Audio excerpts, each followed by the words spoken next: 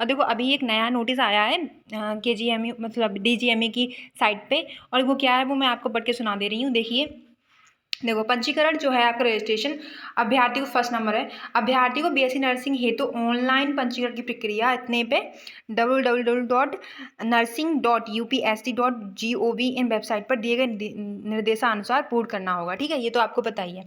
Second number पे बोल रहे हैं, फर्स्ट नंबर पे क्या बोल रहे हैं वो कि अभ्यर्थी द्वारा रजिस्ट्रेशन प्रक्रिया के दौरान आवंटित रोल नंबर और रजिस्ट्रेशन नंबर का उपयोग वेबसाइट पर लॉगिन किया जाएगा। ठीक है, ये सही है। फिर उसके बाद में आपको पता ही है कि जो अभ्यर्थी द्वारा काउंसलिंग में सम्मिलित होने के लिए ऑनलाइन माध्यम से पंजीकरण शुल्क जो है 500 रुपये वो नॉन रिफंडेबल है, तथा जो धनोहन धनराशि है 5,000 रुपये जमा किए जाना आवश्यक होगा। धनोहन धनराशि जमा न किए जाने की दशा में अभ्यर्थी चॉइस फिलिंग के लिए रह होगा। मतलब देखो ये बोल रहे हैं यहाँ पे कि अगर आपने 5,000 रुपये जमा नहीं किए, सिक्योरिटी फीस आपने जमा नहीं की, तो आपका जो चॉइस फिलिंग का वाला फंडा है ना वो नहीं होगा, आप चॉइस फिलिंग नहीं कर सकते अगर सिक्योरिटी फीस जमा नहीं की तो। ठीक है, उसके बाद में तीसरे नंबर बोल रहे हैं वो वेबसाइट पर ऑनलाइन वरीयतात्मक में विकल्पित भरने के लिए जो आपकी चॉइस फिलिंग है पश्चात चॉइस फिलिंग करना लॉक करना अनिवार्य है। ये तो आपको पहले ही पता है कि लॉक करना अनिवार्य है होगा। ठीक है, चॉइस लॉक करने के पश्चात चॉइस का प्रिंट प्राप्त किया जा सकता है। आप चॉइस जैसे लॉक करोगे वैसे ही आपका एक प्रिंट निकलेगा, उससे प्रिंट जरूर रखना आप उसके पास में। ठीक है, आप मैं कहूँगी यहाँ पे एक बात बताऊँगी आपको कि आपको 3 से 4 या 4 से 5 सभी डॉक्यूमेंट्स की चॉइस फिलिंग की हो, या फिर आपकी जो सिक्योरिटी फीस की हो, या फिर आपकी जो क्या बोलते हैं उसके रजिस्ट्रेशन फीस की हो, जो जिसकी भी हो उसके प्रिंट निकलवा के रखने हैं अपने पास में। और एक और बात बता दूँ आपको, ध्यान से सुनना कि आप ना एक कॉपी हमेशा अपने घर पे छोड़ के जाना। ठीक है, कभी कुछ ऐसा हो जाता है जैसे कि आपके पेपर वगैरह गुम हो जाते हैं तो वो कॉपी आपके पास हमेशा रहेंगी। ठीक है, आप निकलवा सकते हो उनसे। ठीक है, आगे बढ़ते हैं चौथे नंबर पे। यदि अभ्यर्थी द्वारा प्रथम चक्र काउंसलिंग पश्चात आवंटित संस्था में प्रवेश नहीं मिला, प्रथम चक्र में उसे प्रवेश नहीं मिला, तो जमा सिक्योरिटी मनी जो है जब्त कर ली जाएगी। यदि अभ्यर्थी काउंसलिंग के द्वितीय चक्र में प्रतिभाग करना चाहता है तो उसे पुनः सिक्योरिटी मनी जमा करनी पड़ेगी। ठीक है, अब देखो यहाँ पे वही बात कह रहे हैं वो कि अगर आपको पहले प्रथम में नहीं मिलती है, पहले चक्र में नहीं मिलती है सीट आपको, तो आपको दूसरे चक्र में जब आप करवाएंगे द्वितीय काउंसलिंग, तो आपको दोबारा से क्या करना होगा, आपकी जो सिक्योरिटी मनी है वो दोबारा से देनी होगी। ठीक है, उसके बाद में पाँचवें नंबर पर बोल रहे हैं प्रथम चक्र की काउंसलिंग से आवंटित अभ्यर्थी प्रवेश प्रक्रिया पूर्ण कराने के उपरांत ही द्वितीय चक्र की काउंसलिंग द्वारा सीट अपग्रेड हेतु अर्ह होंगे। अब देखो जैसे क्या बोल रहे हैं, ये आवंटित अभ्यर्थी जो हैं उससे पूर्ण ही कराने के लिए द्वितीय चक्र में आवंटित होंगे अगर उन्होंने प्रथम चक्र काउंसलिंग से आवंटित अभ्यर्थी प्रवेश प्रक्रिया, ठीक है, पूर्ण कराने के उपरांत ही, मतलब प्रवेश प्रक्रिया पूरी हुई है आपके यहाँ, उसके बाद ही आप द्वितीय चक्री काउंसलिंग में अपग्रेड करा सकते हो। ठीक है, छठवें नंबर पे बोल रहे हैं वो कि प्रथम चक्री काउंसलिंग से आवंटित प्रवेशित अभ्यर्थी द्वितीय चक्री काउंसलिंग में प्रतिभाग कर सकेंगे तथा इन्हें पुनः धनराशि दोबारा से देनी पड़ेगी। देखो तो बोल रहे हैं वो, ठीक है, पुनः धनराशि सिक्योरिटी मनी जमा करने की आवश्यकता नहीं होगी। अब देखो यहाँ पे ध्यान देना छठवें नंबर पे, जैसे प्रथम चक्री काउंसलिंग से आवंटित जो प्रवेशित अभ्यर्थी हैं द्वितीय चक्री काउंसलिंग में प्रतिभाग कर सकेंगे। देखो जैसे आप पहली उन्हें नहीं मिला उन्हें पहले में, तो क्या है वो दूसरी में करवा सकते हैं, लेकिन उन्हें 5,000 रुपये जो सिक्योरिटी मनी है वो दोबारा से जमा नहीं करनी पड़ेगी। ठीक है, जो प्रथम चक्र में भाग ले चुके हैं उनकी बात हो रही है यहाँ पे। उसके बाद में देखो प्रथम चक्र की काउंसलिंग से आवंटित सीट पर कोई भी अभ्यर्थी द्वितीय चक्र की काउंसलिंग द्वारा रिफ्यूज कर सकता है। और जैसे आपने पहले भी देखा है कि अगर कोई व्यक्ति है जैसे प्रथम चक्र में जो काउंसलिंग की सीट है वो नहीं चाहिए, दूसरे काउंसलिंग करवाना चाहता है और उससे रिफ्यूज़ल करना चाहता है, तो वो क्या करें, द्वितीय चक्र की काउंसलिंग से रिफ्यूज़ल होने के उपरांत पूर्व आवंटित सीट रिक्त होकर किसी अन्य अभ्यर्थी को आवंटित हो जाएगी। अतः द्वितीय चक्र की जो काउंसलिंग से आवंटित सीट पर प्रवेश कर लेना अनिवार्य होगा। और जैसे द्वितीय चक्र में जो काउंसलिंग होगी आपकी, उसमें आपको जो सीट है वो डेफिनेटली आपको मिल जाएगी और आपको वहाँ पे लेना पड़ेगा। फर्स्ट राउंड में आपको जो भी सीट मिलेगी आपको, वो अगर आप फर्स्ट राउंड में जो सीट मिली है वो आप नहीं लेना चाहते हो, तो वो जो सीट है वो किसी दूसरे अभ्यर्थी को मिल जाएगी। उसके बाद में आप सेकंड राउंड में जो काउंसलिंग होगी उसमें आप लेंगे तो वो अनिवार्य होगी आपको लेना। ठीक है, प्रवेश लेना अनिवार्य होगा। उसके बाद में देखो 8वें नंबर पर क्या बोल रहे हैं, रेसिफल न होने की दशा में, जैसे रेसिफल नहीं हो रहा है आपका, ठीक है, अभ्यर्थी द्वारा प्रथम काउंसलिंग में प्रवेश ली गई सीट यथावत बनी रहेगी। अगर आप रेसुफल नहीं कर रहे हैं तो आपकी जो सीट है वो वहीं रहेगी, ठीक है। फिर उसके बाद में काउंसलिंग की प्रक्रिया समाप्त होने के पश्चात ही प्रवेशित अभ्यर्थियों को धरोहर धनराशि वापस की जाएगी। अब जो काउंसलिंग की जो प्रक्रिया है वो समाप्त हो जाएगी, उसके बाद में आपकी जो सिक्योरिटी मनी है वो वापस कर दी जाएगी। उसके बाद देखो, काउंसलिंग में अभ्यर्थी को सीट आवंटन न होने की दशा में धरोहर धनराशि जो वो है सिक्योरिटी मनी आपकी वापस कर दी जाएगी। अगर आपको सीट नहीं मिलती है तो वो आपको जो आपकी सिक्योरिटी मनी है वो वापस कर दी जाएगी। ऐसे अभ्यर्थी जिन्हें द्वितीय चक्र काउंसलिंग से के उपरांत प्रथम चक्र में आवंटित सीट ही पुनः आवंटित हो जाती है, ठीक है। अब क्या है, देखो जैसे अगर ऐसे अभ्यर्थी होते हैं तो उन्हें क्या है, प्रथम चक्र में जो सीट मिली थी वो दोबारा से उन्हें मिल जाती है, अलॉट हो जाती है। तो उन्हें तो उससे द्वितीय चक्र की काउंसलिंग में के पश्चात पुनः प्रवेश प्रक्रिया पूर्ण करनी, तो उसे द्वितीय चक्र की काउंसलिंग के पश्चात ठीक है, मतलब बाद में पुनः पूर्ण प्रक्रिया पूर्ण करनी होगी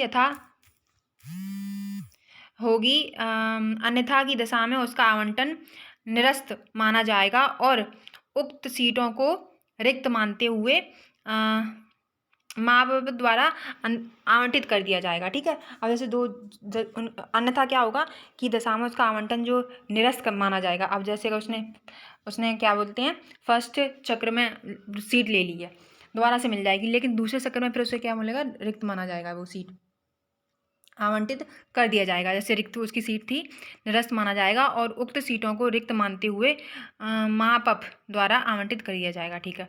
जो मॉपअप होते हैं ना, मॉपअप राउंड होते हैं, उनके द्वारा आवंटित किया जाएगा उसे, जो बच्चे होते हैं अन्यथा दूसरी दिशा में, ठीक है।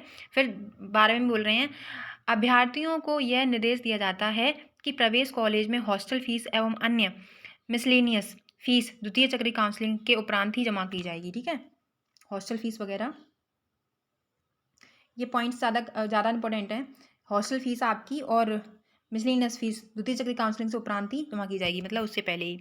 उसके बाद में द्वितीय चक्र की काउंसलिंग हेतु ऐसे अभ्यर्थी जिन्होंने प्रथम चक्र काउंसलिंग में अपना रजिस्ट्रेशन करा लिया है, उन्हें पुनः अपना रजिस्ट्रेशन करवाने की आवश्यकता नहीं होगी। जैसे प्रथम चक्र में आपका वो हो गया है, रजिस्ट्रेशन हो गया है, ठीक है। उसके बाद में आप सेकंड जो काउंसलिंग होगी उसमें आप दोबारा से रजिस्ट्रेशन करवाने की आपको कोई ज़रूरत नहीं है, ठीक है। अगर आपने फर्स्ट जो राउंड की फर्स्ट काउंसलिंग की है, हो रहा है वो, तो उसमें आपने पार्टिसिपेट किया और उसमें आपको वो नहीं मिला, सीट नहीं मिला, तो आपको सेकंड राउंड में जो काउंसलिंग होगी उसमें रजिस्ट्रेशन दोबारा करवाने की ज़रूरत नहीं है, ठीक है। ये हो गया आपका। उसके बाद में देखो 14 नंबर पे बोल रहे हैं, ऐसे अभ्यर्थी जिनके द्वारा प्रथम चक्रीय काउंसलिंग हेतु रजिस्ट्रेशन तो करा लिया गया था, ठीक है, परंतु किसी कारणों से रजिस्ट्रेशन शुल्क धरोहर धनराशि नहीं जमा कर सकते हैं, वे निर्धारित रजिस्ट्रेशन शुल्क और धरोहर धनराशि जमा कर द्वितीय चक्रीय काउंसलिंग में प्रवृत्त किया कर सकते हैं। अगर देखो उन्होंने क्या है, रजिस्ट्रेशन तो करा लिया था, लेकिन उन्होंने जो आपकी रजिस्ट्रेशन शुल्क है और धरोहर धनराशि है वो जमा नहीं कर पाई थी, तो दोबारा से क्या करें, वे निर्धारित रजिस्ट्रेशन शुल्क और धरोहर धनराशि जमा कर द्वितीय चक्र की काउंसलिंग प्रक्रिया में प्रतिभाग कर सकते हैं, ठीक है। ऐसे अभ्यर्थी जो प्रथम चक्र काउंसलिंग में रजिस्ट्रेशन नहीं करा सके हैं, ठीक है, नहीं करा सके हैं, वे अभ्यर्थी पंजीकरण शुल्क व सिक्योरिटी मनी जमा करें और द्वितीय चक्र काउंसलिंग में पंजीकरण करा सकते हैं, अपना पंजीकरण करा सकते हैं, ठीक है। वो भी आपको बता दिया मैंने। ऐसे अभ्यर्थी हैं जिन्होंने फर्स्ट राउंड में क्या है, ना रजिस्ट्रेशन करवाया ना ही पंजीकरण करवाया है, कुछ भी जमा नहीं किया, तो क्या करेंगे, दूसरे चक्र की जो काउंसलिंग होगी उसमें अपना पंजीकरण उन्हें करवाना पड़ेगा, रजिस्ट्रेशन फीस भी और सिक्योरिटी फीस दोनों भी देना पड़ेंगी। उसके बाद में देखो 16 नंबर क्या बोल रहे हैं, प्रथम चक्र की काउंसलिंग के माध्यम से प्रवेशित ऐसे अभ्यर्थी जिन्हें द्वितीय चक्र की काउंसलिंग के माध्यम से पुनरावंटन हुआ है, उनको पूर्व के कॉलेज से, जो पूर्व के कॉलेज हैं में प्रवेश संबंधित समस्त प्रमाण पत्र हैं, आपके सर्टिफिकेट हैं तथा शिक्षण शुल्क की रसीद के साथ नवीन आवंटित कॉलेज एवं प्रस्तुत कर दिया जाएगा। प्रक्रिया पूर्ण किए जाने की अनिवार्य होगी, ये भी पॉइंट, ठीक है आपका। फिर उसके बाद में आवंटन के पश्चात संपूर्ण प्रवेश प्रक्रिया आवंटन पत्र पर अंकित आवंटित कॉलेज पर पूर्ण की जाएगी, ठीक है। फिर आवंटित जो संस्था है आपकी कॉलेज द्वारा प्रवेश देने से पहले अभ्यर्थी की पात्रता क्या होता है, की जांच तथा अभिलेखों का सत्यापन किया जाना अनिवार्य है। अभिलेखों की जांच के लिए देखिए, अभिलेखों की जांच के लिए कोई अनियमितता पाई जाएगी जो इसके लिए अभ्यर्थी स्वयं ही उत्तरदायी होंगे।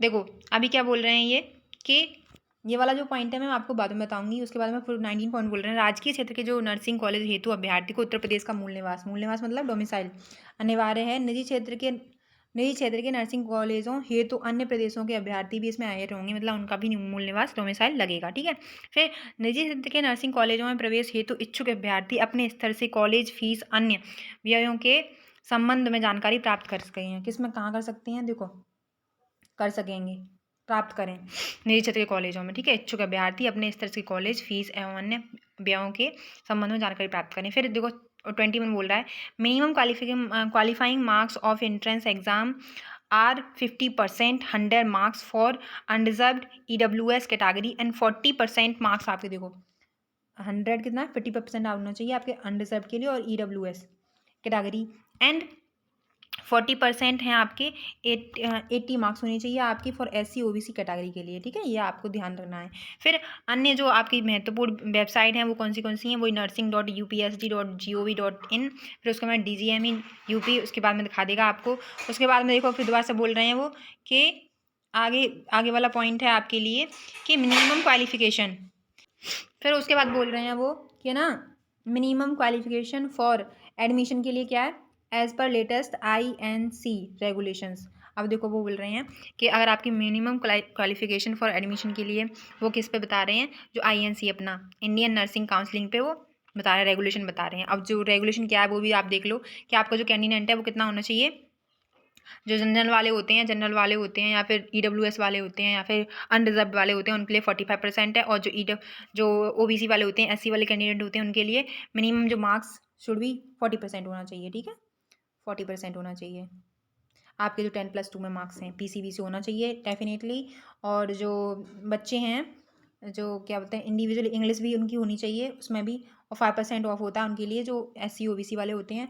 बाकी 12th स्टैंडर्ड में आपके जो 40 मिनिमम फिजिक्स केमिस्ट्री और बायोलॉजी में होने चाहिए 45%। ठीक है, ये उनका INC से है, मतलब इंडियन नर्सिंग काउंसलिंग रेगुलेशन है। फिर देखो उसके बाद में देखो ये बोल रहे हैं candidate are also eligible for state open school recognized by state government and national institute of open school, वही भी recognized by the central government having science और सब्जेक्ट एंड इंग्लिश ओनली। ये तो आपको पता ही है, इंग्लिश सारा कंपलसरी सब्जेक्ट है आपके लिए, और for admission for BSc nursing में कंपलसरी है। ठीक है, उसके बाद में देखो D बोल रहे हैं कलर ब्लाइंड जो कैंडिडेट हैं are eligible provided that colour corrective contact lens होना चाहिए उनके पास में। ठीक है, जो कलर ब्लाइंड वो हैं, कलर ब्लाइंडनेस कैंडिडेट है वो, लेंसेज एंड स्पार्कल्स होना चाहिए are born in the candidate, and selection of candidate will be subjected on the manual fitness, no selected candidate will be permitted to join the course unless declared modifying fit the medical board of the college. ठीक है, आगे का मैं बाद में बताती हूँ आपको, इतना आज के लिए इतना ही, अभी के लिए बाद में बताती हूँ मैं आपको। ठीक है, bye, take care, keep hustling, keep growing, thank you so much.